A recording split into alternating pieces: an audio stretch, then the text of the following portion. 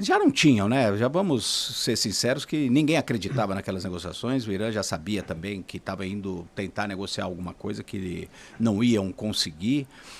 E agora nós estamos em meio a essas novas negociações com envio, inclusive, de mais soldados americanos para aquela região. As informações que a gente vem recebendo aí de que teriam mais pelo menos 10 mil marines a caminho do Oriente Médio, além dos que já foram despachados para lá. O que não seria um número suficiente para uma invasão total de um país tão grande como é o Irã. Até o Estreito de Hormuz, a região ali mais próxima do Estreito de Hormuz, seria complicada essa operação.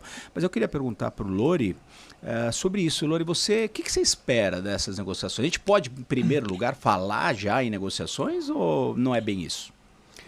Ainda nessa linha da credibilidade, eu acrescentaria que foi o Donald Trump que rompeu o acordo nuclear costurado ao longo de anos entre o governo de Barack Obama, né, e o Irã, né? E isso foi terrível politicamente, porque o Irã, ao longo das últimas 2 décadas, ele veio alternando presidentes nacionalistas, conservadores e presidentes mais moderados em função dessa questão das relações com os Estados Unidos e com o Ocidente, né? Então, foi eleito o Hassan Rouhani com o mandato de negociar esse acordo. Negociou, fez o acordo, vem o Trump e rompe o acordo. Daí vem o Raisi, Ibrahim Raisi, que era um radical, que tinha disputado com o Rouhani, que era contra o acordo, é claro, naturalmente se elege, porque fala, tá vendo? A gente acreditou neles, eles romperam o acordo. Aí o Raisi morre num acidente de helicóptero em 24, nova oportunidade. Iranianos, e sempre o Ali Khamenei deixando isso acontecer, porque se o Ali Khamenei não aceita uma eleição, não acontece, né? Aí deixa o Massoud Pezeshkian se eleger com o mandato de negociar com os Estados Unidos de Joe Biden, no último ano de Joe Biden. Os americanos elegem o Trump, que endurece de novo. E aí o Trump disse na quinta-feira que os iranianos estavam suplicando para negociar, né? No entanto, o Steve Witkoff, que é o enviado do Trump para as negociações, disse que ele, o Witkoff e o Jared Kushner, que também é enviado, estão tentando convencer o Irã de que este é um ponto de inflexão e de que se o Irã não negociar agora, a situação vai piorar para o Irã. Essa me parece ser uma análise, um quadro, um retrato realista da situação e que combina com o que os iranianos estão dizendo. Porque os iranianos estão dizendo o seguinte, olha, a gente tem recebido mensagens dos Estados Unidos por meio do governo paquistanês. É isso que está acontecendo. E as fontes dizem, são talks about talks, né? Então, conversas sobre como seriam as conversas. Esse é o quadro real. O Trump está tentando maquiar a situação. Bom, ele aponta o Mohammed Bagher Ghalibaf como o interlocutor certo. Vamos brincar aqui, a Delcy Rodrigues do Irã, né? E de fato, o Ghalibaf tem muitas credenciais. É bem localizado esse personagem. Foi prefeito do Irã 3 mandatos seguidos, 2005 a 2017, eleito pela Câmara dos Vereadores. Depois foi candidato 4 vezes a presidente, derrotado todas as vezes, o povo iraniano não o escolheu presidente. Mas é um cara que em 1980 entrou para o corpo da Guarda Revolucionária Islâmica, era muito próximo do Qasem Soleimani, que é um grande herói do Irã, morto pelos Estados Unidos em janeiro de 2020. E presidente do parlamento, da Majlis, que são 290 deputados eleitos pelo voto direto. Então, é um homem que tem muitas credenciais. É chamado de um conservador pragmático e, pelos seus, os que gostam dele, os seus críticos o chamam de profundamente corrupto. E isso são qualidades que podem ajudar em negociações, né? Assim, qualidades e defeitos, vamos entender bem, né? Características, vamos usar uma palavra neutra. Então, não está havendo negociações. A pauta dos Estados Unidos é o contrário da pauta do Irã, todos os pontos são o contrário um do outro, então é um non-starter, né? Não dá para começar por aí, mas pode haver negociações sim, mas não está havendo atualmente. Ou seja, um cenário de envio desses soldados seria para pressionar basicamente o Irã, era usar essa carta para... não para invadir. Você não acredita em invasão, certo? Você acredita em invasão, VAC, por exemplo, dos Estados Unidos? Bom, não quero ficar aqui sendo pernóstico, depende da definição da palavra invasão. Se a gente entende invasão como a da Normandia, 1944, é uma coisa. Se a gente entende invasão como emprego de tropas aguerridas, nós estamos falando do que os Estados Unidos têm de melhor. Eles estão colocando lá. Eles têm em vista duas unidades importantíssimas. A 31ª Marine, que é uma tropa especializada, é para isso que os Marines existem. A gente traduz muitas vezes no Brasil como fuzileiro, não é bem isso. Marine é Marine. Os Marines foram criados no século XIX. Eles são uma força militar em si, com marinha, com aviação e com tudo que eles acham necessário. O que eles fazem? Eles desembarcam e ocupam.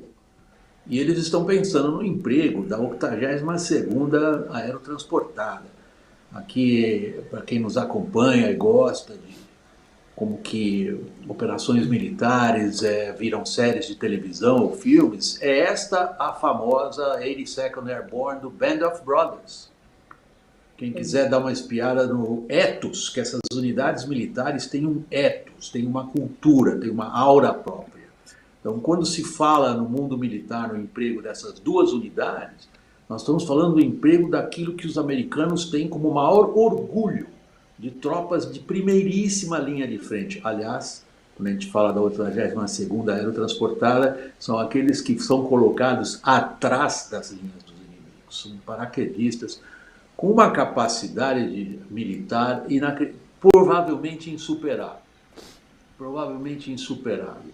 Talvez só os israelenses tenham algo similar, ou que os americanos treinaram na Alemanha. Os alemães estão treinando uma brigada desse tipo, ou de alguma maneira os britânicos. Por que eu estou falando tudo isso? Porque nós estamos falando também da maneira como aqueles que tomam decisões, isso se traduz na ciência política e o papel da personalidade na história.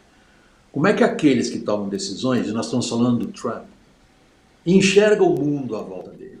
Ele enxerga o mundo à volta dele nessas decisões de guerra, sobretudo em função do poderio militar americano, que é indiscutível e é inigualado. Então, a perspectiva que o Trump tem é que ele é tão poderoso do ponto de vista militar que ele faz com aquilo qualquer coisa. Então, é sim algo que a gente deva considerar uma operação militar de tomada de terreno iraniano, provavelmente em 2 lugares. Em algumas ilhas pequenas próximas ao Estreito de Hormuz e provavelmente ilhas pequenas, se não for o próprio terminal de carga, fica à esquerda, mais ao ocidente, norte e noroeste, ali de Hormuz. Se vocês tiverem o mapa, eu tenho muito isso na cabeça, mas às vezes o pessoal que acompanha a gente fica confuso. Então, se tiver um mapinha, às vezes a gente faz isso lá também, Américo, ajuda as pessoas a terem um pouco melhor ideia do que a gente está falando das distâncias. Né? Então, isto é bem provável até. Porque o deslocamento dessas unidades para lá não é coisa fácil, demora um tempão, coincide com o fim desse nova extensão, prorrogação do ultimato dado pelo Trump ao Irã. Isso significa uma escalada considerável, significa uma opção militar arriscadíssima, porque o terreno não é favorável, e mesmo com toda essa capacidade, esse poder de fogo que os americanos têm, é difícil imaginar uma operação absolutamente limpa, cirúrgica, sem baixas e com um fim previsível. Esse é o meu temor. Até porque os iranianos estão usando muito bem a guerra assimétrica, né? Com um poder que não é nem parecido com esse, eles teriam capacidade de conseguir algumas baixas entre os americanos, atacar a ilha se ela for eventualmente ocupada. Então a gente está falando de como você colocou muito bem, uma escalada enorme ali, né? Inclusive em termos de sangue, confere? Eu acho que a escalada principal é em termos do prolongamento desse conflito. Uma escalada levaria esse conflito a um horizonte que hoje eu acho que a gente pode chutar. Pode ser para o fim do ano, uma escalada dessas, na melhor das hipóteses.